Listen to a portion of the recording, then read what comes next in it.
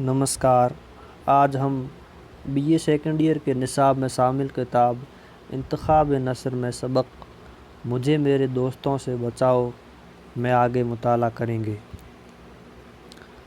تن تن تن تنا چھن تا تن تن تن تن۔ میں ایسا مصروف تھا کہ دنیا اور مافیہا کی خبر نہ تھی۔ یکایک اس تن تن نے چونکا دیا۔ یہ کیا؟ افواہ! اب میں سمجھا۔ میرے کمرے کے قریب ثاقب خاں صاحب کے چھوٹے بھائی کا کمرہ ہے۔ انہیں موسیقی میں بہت دخل ہے۔ اس وقت ستار سے شوق فرما رہے ہیں۔ بہت خوب بجا رہے ہیں۔ اس کی گلی سے آئے کیوں؟ نکہت زلف لائے کیوں؟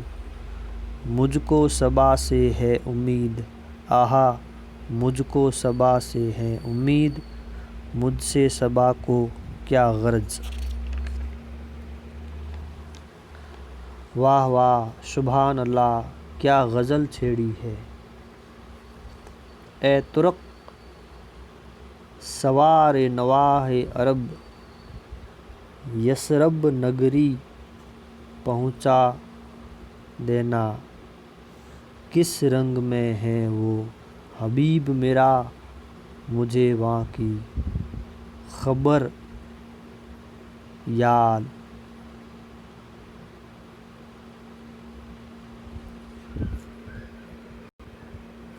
دوبارہ پڑھیں گے۔ کس رنگ میں ہے وہ حبیب میرا؟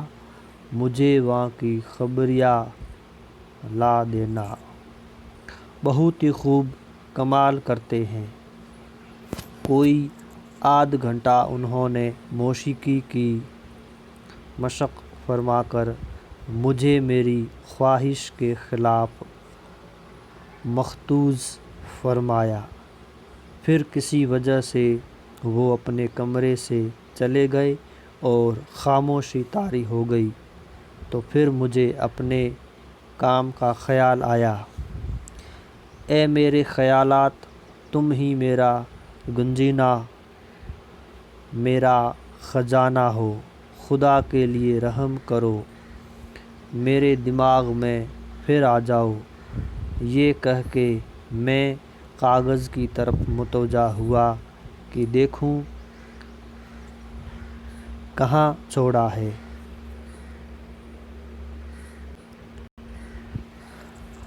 میں اس فقرے تک پہنچا تھا۔ ہم اس وسیع اور دقیق مضمون پر جتنا غور و فکر کرتے ہیں اتنا ہی اس کی مشکلات کا مثل کے آگے میں کیا لکھنے والا تھا۔ ریگ دریا کا اندازہ نہیں کر سکتے۔ ہرگز نہیں، ایسا معمولی فقرہ تو نہ تھا۔ مجھے یقین ہے کہ اور کچھ تھا۔ کوئی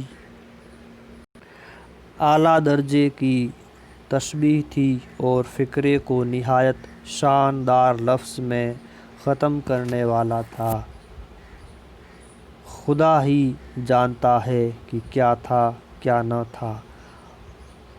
اب تو دماغ میں اس کا پتہ بھی نہیں۔ گانے والے صاحب تو شکایت کر رہے تھے کہ اس کی گلی سے آئے کیوں؟ نکہت زلف لائے کیوں؟ مجھ کو صبا سے ہے امید۔ مجھ سے صبا کو کیا غرض؟ مگر میرا تو صبا کے نام نے دماغ خالی کر دیا۔ اگر وہ آتی اور نکہت زلف بھی لاتی تو نہ معلوم کیا ہوتا۔ بہرحال اب مجھے وہ فقرہ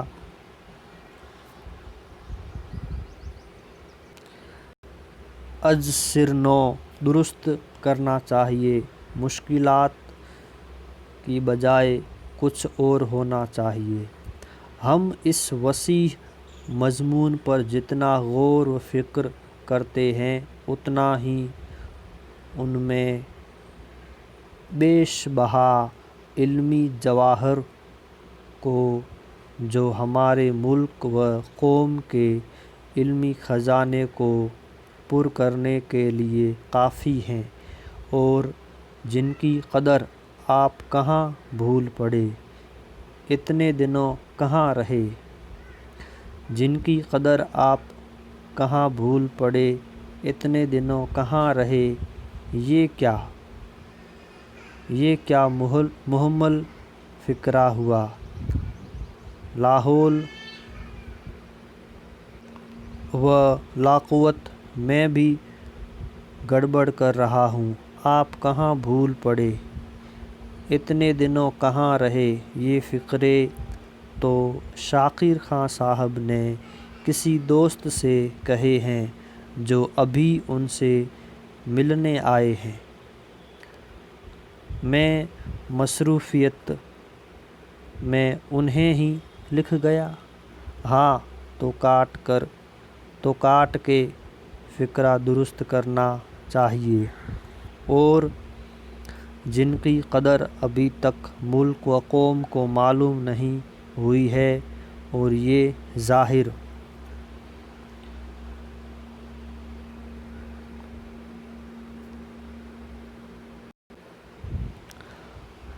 کوئی دروازہ کھٹکھٹاتا ہے، کون ہے؟ میں ہوں، شبن۔ سرکار نے کہا ہے کہ اگر آپ کو تکلیف نہ ہو تو نیچے ذرا سی دیر کے لیے تشریف لائیے، کوئی صاحب آئے ہوئے ہیں اور سرکار انہیں آپ سے ملانا چاہتے ہیں۔ بادل ناخواستہ میں اٹھا اور نیچے گیا۔ شاکر صاحب کے دوست راجہ طالب علی صاحب تشریف لائے تھے، ان سے میرا تعارف کرایا گیا۔ تھوڑی دیر کے بعد وہ تشریف لے گئے اور مجھے بھی فرصت ملی اور میں نے یکسو ہو کر لکھنا شروع کیا۔ تھوڑی ہی دیر ہوئی تھی کہ شبن نے پھر دروازہ کھٹکھٹایا۔ معلوم ہوا کہ پھر میری یاد ہوئی، ہمارے میزبان کے کوئی اور دوست آئے ہوئے ہیں اور میں انہیں دکھایا جاؤں گا۔ گویا میں بھی مثل اس عربی گھوڑے کے تھا جسے میزبان نے حال ہی میں خریدا تھا اور جو ہر دوست کو استبل سے منگا کے دکھایا جاتا تھا۔ اس دوست سے نجات پا کر اور بھاگ کر میں پھر اپنے کمرے میں آیا۔ خیالات غائب ہو گئے تھے۔ فقرہ از سرنو پھر بنانا پڑا۔ طبیعت اچاٹ ہو گئی۔ بہزار دقت بیٹھا اور لکھنا شروع کیا۔ اب کی مرتبہ خوش قسمتی سے کوئی آدھ گھنٹہ ایسا ملا جس میں کوئی آیا گیا نہیں۔ اب میرا قلم تیزی سے چل رہا تھا اور میں لکھ رہا تھا۔ ہم کو کامل یقین ہے کہ ہمارے ملک کے قابل نوجوان جنہیں تفحص اور تحقیقات کا شوق ہے اور جو کولمبس کی طرح نئی معلومات اور نئی دنیا گو وہ علمی دنیا ہی کیوں نہ ہو، کے دریافت کرنے کے لیے اپنے تئیں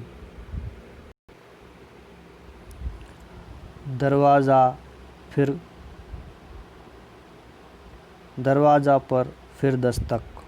آگے کل مطالعہ کریں گے۔ شکریہ۔